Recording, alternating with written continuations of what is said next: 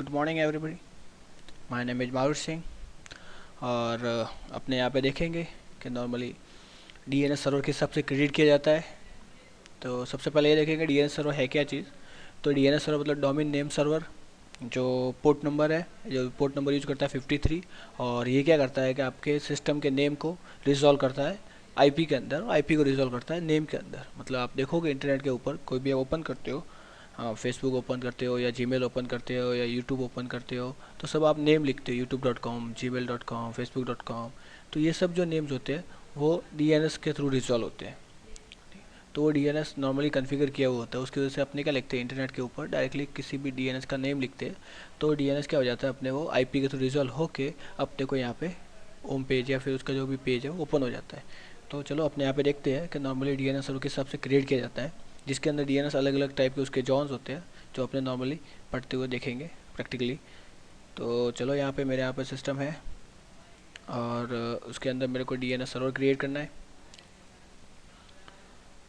तो DNS server create करने के लिए सबसे पहले डीएनएस का रोल इंस्टॉल करना पड़ता है सर्वर 2008 के अंदर।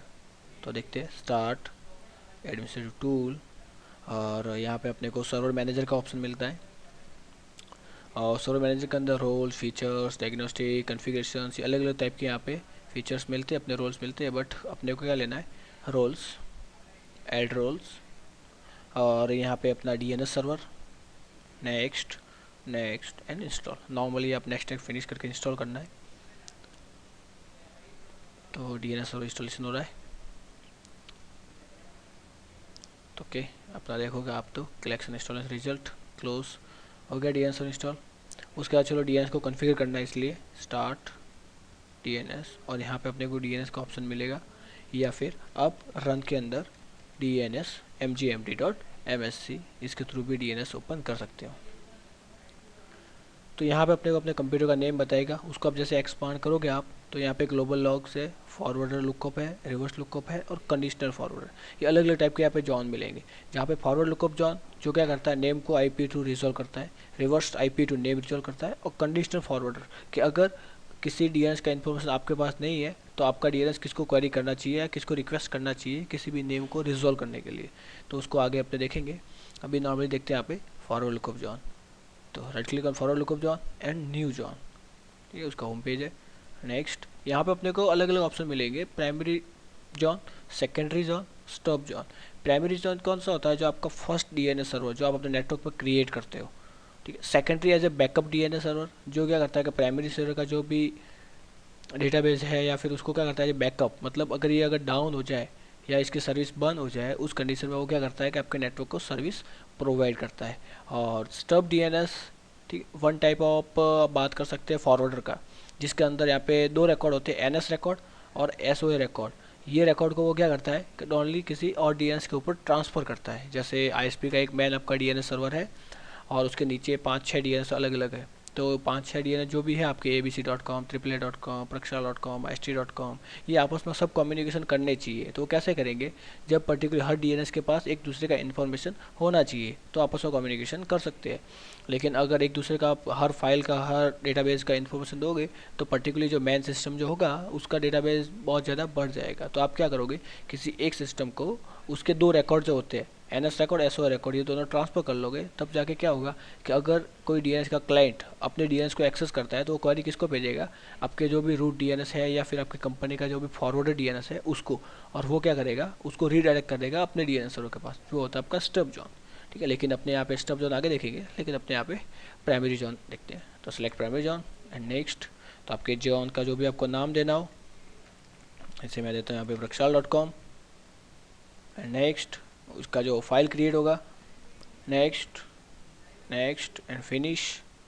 Okay, same is the reverse lookup John, right click, new John, next, same primary, next, IPv4 तो अपने IPv4 पर सिलेक्ट कर रहे हैं, IPv4 को फॉलो कर रहे हैं, और अपने सिस्टम का नेटवर्क आईडी,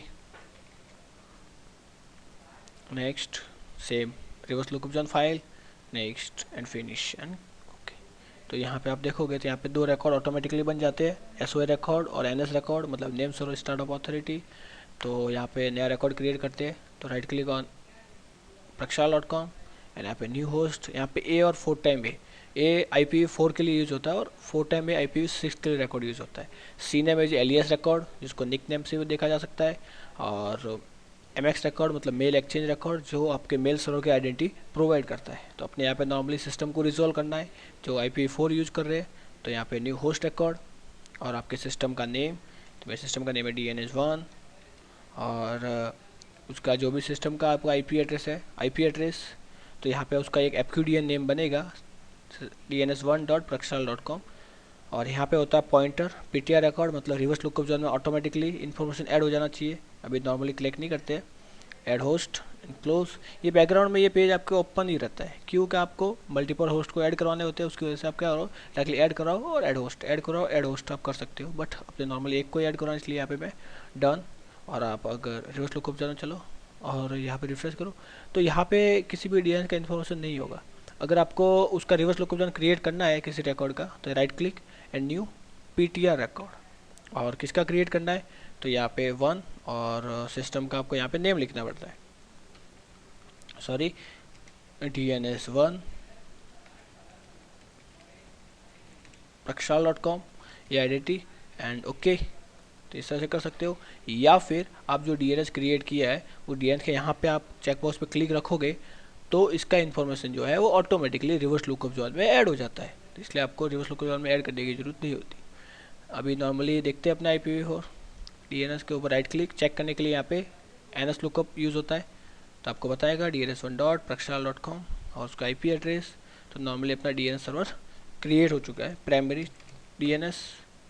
तो चलो देखते हैं नेम विजुअल करता है कि नहीं करता। तो dns1.praksal.com और आप एंटर दोगे तो आपका सिस्टम जो है वो IP के थ्रू, नेम के थ्रू कम्युनिकेशन करना शुरू कर देगा।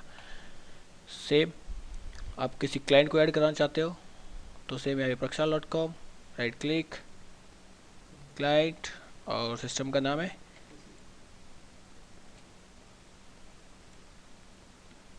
PC5-PC, जो अपने किसका नेम है, अपने Windows 7 का, जो यहाँ पे अपने पास अवेलेबल है, ये आपका Windows 7, ठीक है, उसका सिस्टम नेम किया। तो आप देखोगे राइट क्लिक, प्रॉपर्टी, और यहाँ पे PC5-PC, तो ठीक है, तो उसको ऐड करते हैं यहाँ पे सेम DNS सर्वर के अंदर PC5 और उस सिस्टम का IP एड्रेस, और add host, close and create. फिर उसके बाद आप चेक करो आपके सिस्टम के ऊपर, तो यहाँ पे पिंग PC5-PC डॉट praksal.com, तो आपको मिलेगा यहाँ पे नॉर्मली वो पिंग कर रहा है, मतलब वो सिस्टम जो है अब नेम की सर्विस को फॉलो या यूज़ कर सकता है। ओके, सेम यहाँ पे आपको मैंने बोला एलियस रिकॉर्ड, तो राइट क्लिक है न्यू एलियस रिकॉर्ड, आपको क्रिएट करना हो, जैसे यहाँ पे मैंने WWW करके एक एलियस रिकॉर्ड बनाता हूँ, और किसका एलियस रिकॉर्ड बनाना है तो यहाँ पे लिख लो डायरेक्टली नेम कि dns1.praksal.com, ओके। तो यहाँ पे अपने को एक एलियस रिकॉर्ड मिलेगा। मैंने क्या बोला एलियस रिकॉर्ड के बारे में कि one type of nick name, मतलब उस नेम्स के थ्रू भी आप एक्सेस कर सकते हो या फिर कम्युनिकेशन कर सकते हो। तो यहाँ पे लिखता हूँ praksal.com और एंटर, तो भी आपको यहाँ पे रिप्लाई मिलेगा www.praksal.com। तो ये www क्या, उसका एक एलियस रिकॉर्ड है। Okay, close session.